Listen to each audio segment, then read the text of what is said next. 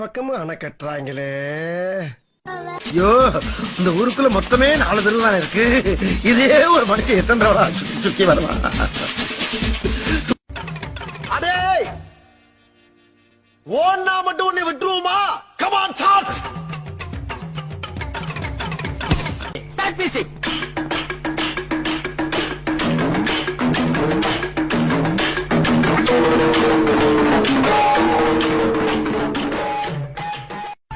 யார் சாமி இவன்?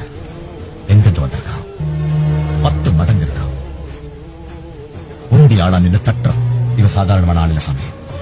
வேற இவ ரத்தத்திலையும் நரம்புலையும் வேற ஏதோ ஒண்ணு